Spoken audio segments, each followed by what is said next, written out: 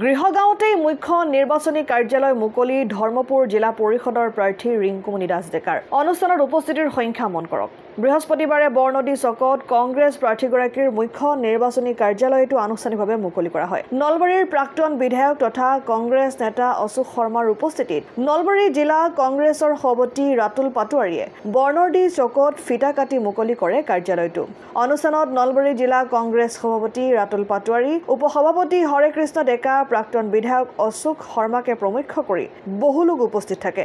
দ্বিতীয় পৰ্যায়ত পঞ্চায়ত নিৰ্বাচন অনুষ্ঠিত হ'বলগীয়া টিহু সমষ্টিত বিভিন্ন ৰাজনৈতিক দলে তীব্ৰতৰ কৰি তুলিছে নিৰ্বাচনী প্ৰচাৰ অভিযান। নিজৰ সমৰ্থনত প্ৰতিগৰাকী প্ৰাৰ্থীয়ে সোমাই পৰিছে চুকে কোণে। ইয়াৰ মাজতে কংগ্ৰেছৰ প্ৰাৰ্থীগৰাকীৰ নিজ গৃহ গাঁও বৰনদীতে কাৰ্যালয় মুকলিৰ দৰে এক অনুষ্ঠানত উপস্থিতিৰ সংখ্যা দেখি এতিয়া চৌদিশে উঠিছে বুবা। জনসমৰ্থনক লৈ উঠিছে প্ৰশ্ন। কংগ্ৰেছ দলৰ মনোনীত প্ৰাৰ্থী ৰিংকুমণি দাস ডেকা ডাঙৰীয়ানীৰ আজি যিটো মুখ্য কাৰ্যালয় তেখেতৰ বাসগৃহৰ ওচৰতে বৰনদী হাটখলাত আমি মুখ্য কাৰ্যালয়টো আজি আমি উদ্বোধন কৰিলোঁ। আৰু এই উদ্বোধনী কাৰ্যসূচীত যি ধৰণে ৰাইজৰ সহায় সহযোগ কংগ্ৰেছ কৰ্মকৰ্তাসকলৰ উঠা দেখা গ'ল, ইয়াৰ পৰা প্ৰতীয়মান হয় যে এই নিৰ্বাচনটোত এই জিলা পৰিষদখনত এইবাৰ বিজেপিৰ পৰাজয়টো নিশ্চিত। যোৱাকালি পৰহি চন্দ্ৰমোহন পাটোৱাৰী ডাঙৰীয়াই কোৱা শুনিছোঁ যে টিহু সমষ্টিত এখনো জিলা পৰিষদত কংগ্ৰেছক জিকিবলৈ নিদিয়ে। আমি প্ৰত্যাহ্বান জনাই কৈছোঁ, চন্দ্ৰমোহন পাটোৱাৰী ডাঙৰীয়া এতিয়া দুখনত আমি ফাইনেলি জিকিছোঁ আৰু দুখনত যুদ্ধ কৰি আছোঁ। গতিকে ৰিজাল্টৰ সময়ত দেখা যাব।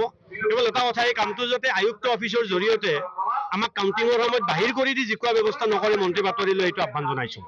মুখামুখি আমি ভোটৰ যুদ্ধ কৰোঁ। ভোট গণনাৰ সময়ত কোনো যাতে বিশেষ দলৰ প্ৰাৰ্থীক চৰকাৰী পক্ষই অফিচিয়েলছবিলাকে সহায় নকৰে তাৰ প্ৰত্যাহ্বান জনাইছোঁ। আৰু তাৰ পিছত ভোট গণনাৰ অন্তত যদি আমি জিকিব নোৱাৰোঁ এখনো, তেনেহ'লে মই স্বীকাৰ কৰি ল'ম জিলা সভাপতি হিচাপে আৰু টিহু সমষ্টিৰ নেতৃত্ব লৈ থকা নেতা হিচাপে যে ক্ষমা কৰিব, আমাৰ ভুল হৈছিল। কিন্তু যদি গণনাৰ সময়ত গণ্ডগোল হয় বা ভুল কৰে, সেই প্ৰতিবাদটো আমি সময়ত জনাম। গতিকে তীব্ৰ প্ৰতিদ্বন্দ্বিতা হৈছে। কেৱল বিজেপিৰ কোনো সাংগঠনিক ভেটিৰে এই নিৰ্বাচন খেলা নাই। বিজেপি নিৰ্বাচন খেলিছে অৰুণোদয়, বিজেপি নিৰ্বাচন খেলিছে জিঅ'টেগৰ ঘৰ, বিজেপিয়ে নিৰ্বাচন খেলে বিভিন্ন সময়ত হিন্দু মুছলিমৰ কথা কয়। আমি নিৰ্বাচন খেলিছোঁ বিজেপিৰ ভুল নীতিৰ বিৰুদ্ধে, মূল্য বৃদ্ধিৰ বিৰুদ্ধে। আকাশলংঘী মূল্য বৃদ্ধি, একো বস্তু কিনিব নোৱাৰি। আজি গাড়ী এখন কিনিলে, ই ৰিক্সা এখন কিনিলে আজি 15 বছৰৰ টেক্স দিব লাগে। ই ৰিক্সাখন 15 বছৰ বাচি থাকিব নে ভালে থাকিব নে সেইটো বিচাৰ নকৰে। 15 বছৰৰ টেক্সটো আগতে লৈ লোৱা, এই যিটো প্ৰক্ৰিয়া কেতিয়াও ঘটা নাছিল। টোলগেট উঠাই দিব, এতিয়া হাইৱেত গাড়ী উঠাৰ লগে লগে GPS লাগি থাকিব, একাউণ্টৰ পৰা টকা কাটি যাব। মেডিচিনৰ আপুনি মূল্য বৃদ্ধিয়ে মানুহক কঙা কৰিছে। এটা মেডিচিন আজি 90 টকাত কিনিব, এসপ্তাহ পিছত 100 টকাত কিনিব।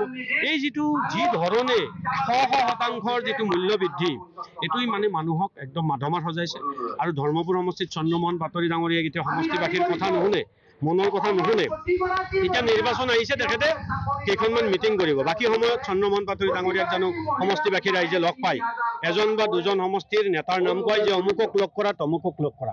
এই যিটো তেওঁৰ নেতৃত্বৰ ভুল বা ভোট দিয়াৰ পিছত ৰাইজক লগ নিদিয়া এটা প্ৰচেষ্টা, এই প্ৰত্যুত্তৰটোৱে নিৰ্বাচনত দিয়াৰ সময়। গতিকে ধৰ্মপুৰবাসী ৰাইজক মই এটা আহ্বান জনাম, যিজন বিধায়কক আপোনালোকে ভোট দি জয়যুক্ত কৰালে সেই বিধায়কজনক মনৰ কথা ক'বলৈ লগ নাপায়। এইটো সুবৰ্ণ সুযোগ যে আপোনালোকে তেওঁক প্ৰতিশোধ ল'ব পাৰে। আৰু অন্য এটা কথা ক'ব খুজিছোঁ, আজি বিজেপিয়ে যিটো পৰিয়ালৰ পৰা প্ৰাৰ্থী দিছে ধৰ্মপুৰ জিলা পৰিষদত, সেই পৰিয়ালটোতে যথেষ্টখিনি সদায় দি থকা বুলি বিজেপি কৰ্মকৰ্তাসকলে অভিযোগ তোলা আজি পেপাৰতো মই নিউজ দেখিছোঁ। গতিকে এনেকুৱা অভিযোগবিলাকো আছে। গতিকে এনে সময়ত দলমত নিৰ্বিশেষে আমি আমাৰ প্ৰাৰ্থীক ভোট দিবলৈ আহ্বান জনাইছোঁ। নিশ্চিত আৰু দুটাত আমি সেইটো কিয় কৈ দিম, ডিপ্ল'মেটিক হয়। আমি যদি কৈ দিওঁ বাকী দুজন আমাৰ যোন হয়তো ফাইটত আছে তেওঁলোকৰ মন বেয়া হ'ব। গতিকে আমি দুটা নিশ্চিত, মোৰ দৃষ্টিত বাকী দুটাত আমি লাগিব। কিন্তু সেই দুটা আমি যদি আজি কৈ দিওঁ বাকী দুটা হতাশ হ'ব। গতিকে আমি সকলোকে জিকাব লাগি আছোঁ।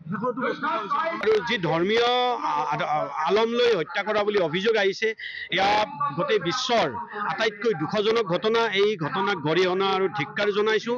আৰু কেন্দ্ৰীয় চৰকাৰৰ দুৰ্বলতাক মই সোঁৱৰাই দিছোঁ।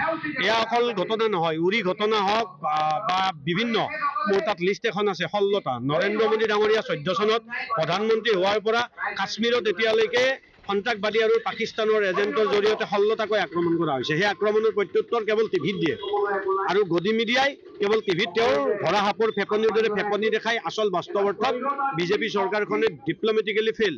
যেতিয়া আমাৰ চৰকাৰৰ দিনত সন্ত্ৰাসবাদী আক্ৰমণ কৰিছিল, আমাৰ গৃহমন্ত্ৰীয়ে কিন্তু পদত্যাগ কৰিছিল। ইউপিএ গভৰ্ণমেণ্টৰ গৃহমন্ত্ৰীয়ে পদত্যাগ কৰিছিল।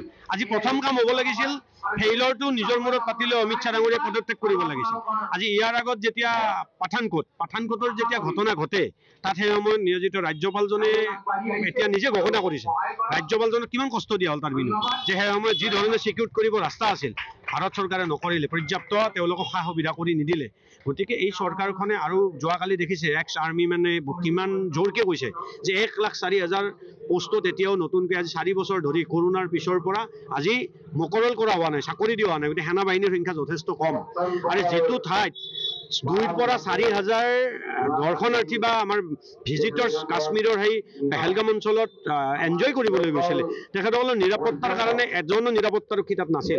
আৰু 1.5 ঘণ্টা মানে এটা মই টিভিত বাইট চাইছোঁ, তেওঁৰ ভনীয়েকে কৈ আছে যে মোৰ দাদা বাচি আছিলে 1.5 ঘণ্টা তাত মৃত্যুৰ সৈতে যুঁজি আছিল, 1.5 ঘণ্টা বচাবলৈ কোনো CRPF কোনো আৰ্মি বা কোনো চৰকাৰী পক্ষৰ মানুহ তাত নগ'ল। তাৰ পৰা ফোপলা স্বৰূপটো ফুটি উঠে যে কেন্দ্ৰীয় চৰকাৰে যদিও বা কয় আমি শক্তিশালী ৰূপত ভাৰতক প্ৰতিৰক্ষা দিছোঁ, প্ৰতিৰক্ষা যদি ইমান শক্তিশালী আছিল 1.5 ঘণ্টা এজন জীৱিত থকা মানুহৰ ওচৰত চৰকাৰী এজন মানুহকে গৈ নাপালে। মুখ্যমন্ত্ৰীৰ কাউণ্টাৰ হিচাপে আপোনালোকৰ মিডিয়াত বাজিলেও মানুহে নাচাব, কিন্তু মই কৈছোঁ তেখেত এজন ভণ্ড ৰাজনীতিবিদ এইকাৰণে যে যি সময়ত আজি পাকিস্তানৰ এই ঘটনাটো ঘটিছে সেই সময়ত বিজেপিয়ে প্লে কাৰ্ড বনাই আছে। এইফালে নিজৰ 12 দিন আগত বিবাহ পাতা মানুহজন ঢুকাইছে, এইফালে তাত কাষত কান্দি থকা সেই মৰমৰ ভণ্টিজনীৰ সেই ফটোটোৰ লগত এইভাগে গৌৰৱ গগৈৰ পাকিস্তানী এম্বেচিৰ লগত মিটিঙৰ ফটোটো গাঁঠি দি তেওঁলোকে ভোট ভিক্ষা খুজিছে। যে ইমান এটা মানে ন্যস্ত ৰাজনীতি কৰিব পৰা, ইমান স্বাৰ্থপৰ ৰাজনীতি কৰিব পৰা দলৰ নেতা এজনৰ বিপক্ষে সপক্ষে মই একো কথা ক'ব নোখোজো। আৰু হিমন্ত বিশ্ব শৰ্মা ডাঙৰীয়াৰ আটাইতকৈ ডাঙৰ দুৰ্বলতাটো হ'ল যে যদি গৌৰৱ গগৈ ডাঙৰীয়াই ভাৰত চৰকাৰৰ অনুমতি অবিহনে পাকিস্তানত 12 দিন 15 দিন থকাকে গৈছিলে, ইমান আৰু টিভিত ক'ব লগা এইটো বিষয়ে নহয়। ইউনিয়ন গভৰ্ণমেণ্ট হয় বিজেপিৰ, ৰাজ্যিক চৰকাৰখনৰ কথা আমি নকওঁ, ইয়াত হিমন্ত বিশ্ব শৰ্মা একোৱেই নহয়, হিমন্ত বিশ্ব শৰ্মাৰ একোৱেই কাম নাই। কিন্তু হিমন্ত বিশ্ব শৰ্মাৰ বিজনেছ পাৰ্টনাৰ অৰ্থাৎ ৰিণিকী ভূঞাৰ বিজনেছ পাৰ্টনাৰ অমিত শ্বাহৰ পুতেক জয় শ্বাহ। গতিকে হিমন্ত বিশ্ব শৰ্মাৰ পাকেট প্ৰকাৰে বিজনেছ পাৰ্টনাৰ দেশৰ গৃহমন্ত্ৰী অমিত শ্বাহ ডাঙৰীয়াই এটা ফোন কৰিলে হিমন্ত বিশ্ব শৰ্মাই গৌৰৱ গগৈ ডাঙৰীয়াক আজি জেলত থ'ব পাৰে। যদি ইমানখিনি ডাটা আছে, SITৰ কথা কৈ লাভ নাই, এইটো SITৰ মেটাৰে নহয়, এইটো হৈছে এটা দেশৰ নিৰাপত্তাজনিত কথা। আৰু এই নিৰাপত্তাজনিত কথাটোৰ কাৰণে প্ৰথম পদক্ষেপ দৃঢ়ভাৱে অমিত শ্বাহে ল'ব লাগে। আৰু আমি জনাত অমিত শ্বাহৰ লগত দিনটোত 4-5 বাৰ আমাৰ মুখ্যমন্ত্ৰীজনৰ কথা হয়। গতিকে গৌৰৱ গগৈ ডাঙৰীয়াক টিভিত এনেকে গালি পাৰি থকাতকৈ, বদনামী কৰাতকৈ গৌৰৱ গগৈ ডাঙৰীয়াক ডাইৰেক্টলি এৰেষ্ট কৰি জেলত থওক, তেতিয়া আমিও বিশ্বাস কৰিম যে হিমন্ত বিশ্ব শৰ্মা ডাঙৰীয়াৰ কথাত কিবা বাহাদুৰি আছে আৰু সত্যতা আছে। অসম আদিত্য, নলবাৰী।